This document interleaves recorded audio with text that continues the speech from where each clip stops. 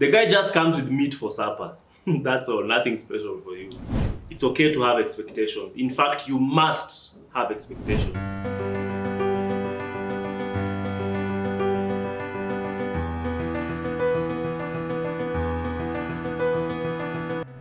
So today, as the topic suggests, we want to talk about managing expectations in marriage. I'll give a scenario that hopefully, I hope these issues don't just happen in our house, because for us, we get our lessons from our experience and also from experiencing what other people around us are going through. And then the teacher in us finds a way of drawing a lesson out of it and presenting it to you. So picture this scenario. I'll give a scenario for both those who are dating and those who are married so that it's relatable to all. So you're married. You wake up in the morning as a dude, not even in the morning. You've come from work jioni. You've come from work in the evening. You've gotten to the house and you're tired and hungry. And the missus there has not cooked for whatever reason. You make noise nicely and you think fine, there'll be change the next day. Come the next day, same thing. The third day, same thing. You begin to develop some resentment and frustration. You're dating. It's your birthday. Mr. has not called you or didn't call you the way you wanted him to. You wanted him to call you with lovey-doveys because it's your birthday. It was just like, niaje, or it's your anniversary, or it's Valentine's, or whatever. And somehow your expectations were not met. Or you're married, it's your birthday, wifey, and you want Mr. to come home with some flowers, or a bouquet of flowers and chocolate or whatever. The guy just comes with meat for supper. That's all, nothing special for you. Of course, it happens the first year, the second year, the third year. So what is natural for us as human beings to do, you teach yourself not to have expectations. Because you're trying to protect yourself from the disappointment of your expectations not being met. So because you hate that feeling of being frustrated, you hate that feeling of expecting something and it doesn't come, what you do, you start to teach yourself, you start to train yourself not to expect, not to hope, so that you don't get frustrated if it doesn't happen. What you don't realize that you're doing is that as you're building that wall, you're also building that wall from receiving love from the other person. In your attempt to protect yourself from the pain, you're also protecting yourself from sharing the love that you're supposed to share as a couple or as a dating or as people who are dating. All right? Because the truth of the matter is this: there's no way you can tell me that you want love without the risk of getting hurt. You want love without the possibility of pain. Love does not work like that. The moment you've chosen to love somebody, you're opening your heart to them. There's always the possibility that this person might hurt you. There's always the possibility that this person might, make you feel in a way that you don't like. It comes with the package. You cannot have love without the risk of pain. All right? If you decide to jump today and the makanga or the driver talks to you badly, you'll be pissed. You'll feel insulted, you'll be pissed for a few minutes. If you're a very emotional person, you'll be pissed for probably the whole day. By the time you're waking up in the morning, you're fine. But if your spouse insults you, the pain is much more than what you get from the driver in the matatu. Why? Because you've opened yourself up to be loved and to love this person. Therefore, when they insult you or they treat you badly, the pain is much more felt because of the amount of love that you've opened yourself up. It comes with the package. There is no love without the risk of pain. And if you have trained yourself in a relationship not to get hurt, just know your love there is not very functional. It's not fully functioning. That's what I would say. It's limited. It's limited. All right? That's love, my friends. That is love. You cannot love or you cannot open yourself up to be loved without the risk of being hurt, without the risk of pain. And consider that you're dealing with human beings. Unless you are married with angels, you are married to an angel. Maybe some of them are lucky. An angel just came from heaven and the angel is perfect. But as long as you're dealing with human beings, there is always a risk that this person will offend you, this person will one day insult you, or whatever. And sometimes they are not offending you intentionally. They don't wake up and go like, how can I offend Margaret today?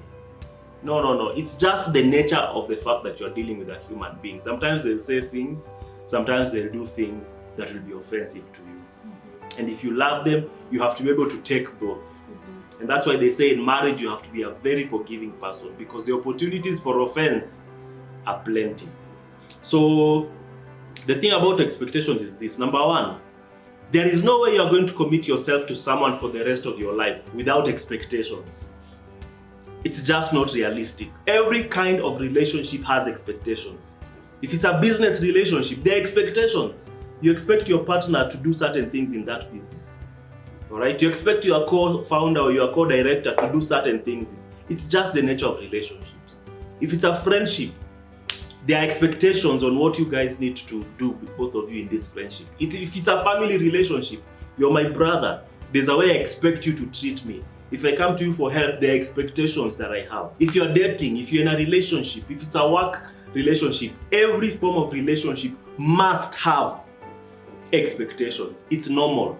If you're going to prevent yourself from having expectations, then that's not an authentic relationship. I read a comment in one of my Instagram ask questions. Yeah. And she talked about, it was, how are you guys thriving in your marriages? What are you guys doing to thrive in your marriages? I love that question because we were all learning from one another. Yeah. Just to pick up on different tips people are using to just grow in their relationship. And one lady said that one thing she's been doing is managing her expectations. And another one, I think, yes, managing her expectation. I can't quite remember the exact things she said. One thing that I picked from that particular comment was, okay, the spirit of the comment, because the spirit of that answer, because I mean, there's something, someone can say something, but there's an inspiration and a spirit behind what they're saying. And the spirit that I was speaking from that particular answer was, there has been disappointments, and it's like they've not communicated their disappointments. So the only way to manage everything is to manage the expectations that they had. So that they don't get disappointment again. So managing for me, there's nothing wrong with managing expectation. I'd rather I tell you my expectation, you tell me your expectation, we manage expectations together. Exactly. It's not me having my expectation but I've not communicated them to you, then I am managing them. Because it's like Curtis is not finding ways to meet my expectations, yet they have not been communicated to him. Yes. For me, managing expectation is both, it's a teamwork thing. Yes. You have to communicate it, then figure, if it's not met, what do we do about this thing? I don't think you're meeting the end of your bargain here. So what do we do? What's easier for you to do as we start off? And then as we grow into, meeting each other's expectations. We may never meet them fully. Probably until we are in our senior years, we've accumulated wealth, the kids are out of the nest, and we have so much time to ourselves. That's when probably we can meet some of this. But before then, we are managing them and we are doing it together. It's not me feeling disappointed by Curtis. Now I'm in the place of managing my expectation. The guy has no idea. Probably talking to ladies or women is just, if you have expectations of your man and you think they are not met, have an open communication. Have an open communication. I think what you've said is very, very, it's on point. The problem is not having expectations, it's not communicating them. The expectations, yes. All right? You'd rather communicate these expectations and then this person tells you, hey babe, I don't think I can be able to fulfill that. Communicate the expectations. There's this thing, and I'm sorry to say, but it is what it is. There's this thing ladies do, whereby, you don't communicate because your assumption is he loves me, he knows me, he should know. Must I tell him everything and all that? That's not very, very fair. You should be able to communicate, even if you told him before, and it's vice versa. Even if you are the man and you told your lady something before, and they forgot. Because we are human beings. There are so many things going through our minds. All right? Your spouse or the person you're dating could be thinking about financial issues. All right? Probably they are trying to think about something, some business investment that is not working. Maybe they are trying to see why their hustler fund is only 500 bob and not 1,500 like some of their friends. There's just a lot of things they are thinking about. So you can't always expect that their mind is just constantly filled with that thing you told them. Now it's fair, if you're a spouse or you're dating someone and you love this person, you will try your level best to just ensure that you remember some of the important things about them. But in case somebody forgets, you cannot say, Must I tell him? Must I remind him all the time? Communicate. That's tip number 1 that Soila has shared. Communicated expectations are very important. Secondly, the expectations must be realistic. There is no way your wife has just given birth and you already want sourcement within 1 week. That's not going to work. She has to have time to heal. She has to have time to recover. Not just physically, because some ladies will recover physically, but there's postpartum depression. Their mind is not there completely. So if your expectation is, I want to earn sourcement to pick up from where it's not going to be fair. All right? Expectations must be realistic. If you're a lady, you're expecting that every September, when iPhone releases the new version, your husband buys you the new version. And maybe financially they are not there. Or maybe they're there, but they want to focus on yes, maybe they want to invest. Or there's a loan they took to buy some land somewhere and they are focused on finishing that loan. So you have to be realistic about your expectations. All right? Yeah. Third thing, you must extend grace. Because sometimes you will communicate clearly more than one time. Your expectations that you are communicating are very, very realistic. They are not unfair. But this person will still not do it. Right? And this is why you extend grace, because you need to find out why is it that they are not doing it. All right? When I communicated, they didn't show like they have a problem with it. So why is it that they are not doing it? Over and over again.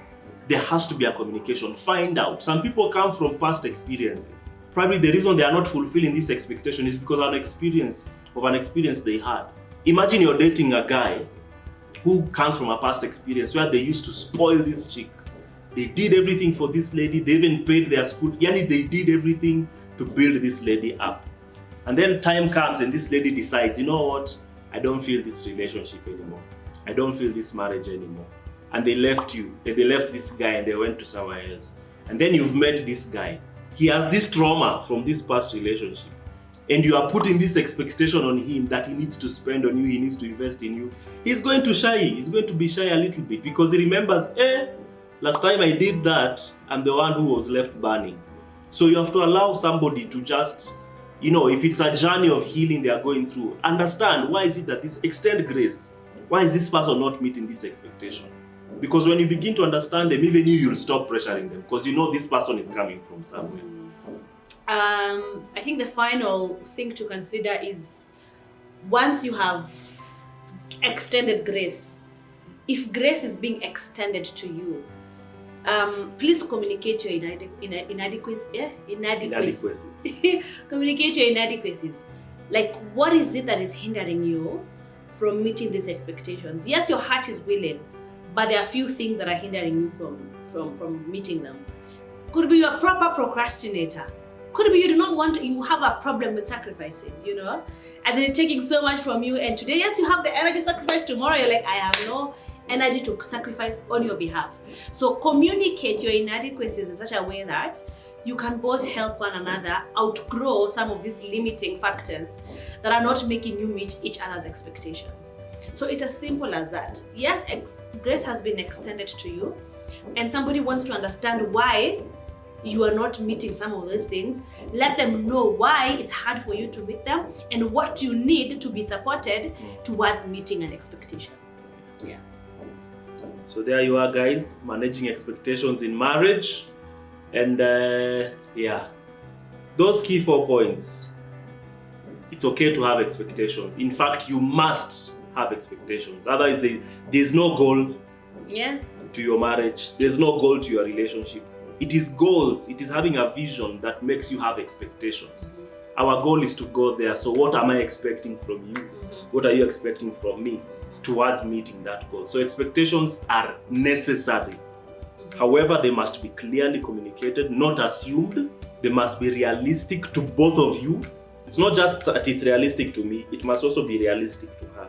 So these are conversations. You don't decide in your mind. No, we sit down. This is what I expect from you, babe. Is it realistic? And Soila, from the sincereness of her heart, can also say, okay, this is realistic. This is not realistic. So communicate it. It must be realistic. Number 3, extend grace in case your expectations are not being met. Find out what is the problem, what is the challenge. All right?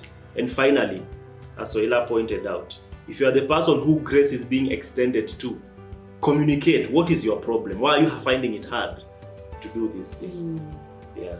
Marriage is very good when you understand principles. It's very sweet. It's very sweet. And as you know, there's something you mentioned and I really loved it. You said the spirit of what that the conversation you're having on Instagram, the spirit of what the person was saying. The thing about principles, guys, is that there is a spirit behind the principle. Don't be a robot where now it's just principle. There's the place of relationship. There's the place of the posture of the heart. There's the place of the spirit behind the principle, so that you don't end up being religious, all right, in your marriage, such that it's just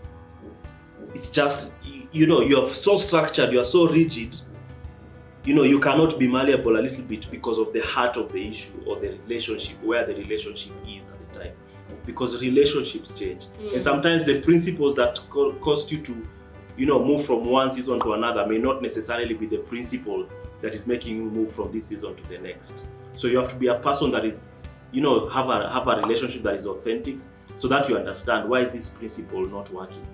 Is it because we've neglected the relationship part and focused so much on the principle? Because principles at best don't work in solitude. They work with a very good heart, open heart relationship. So like, comment, share, subscribe if you haven't subscribed. Yeah. See you later.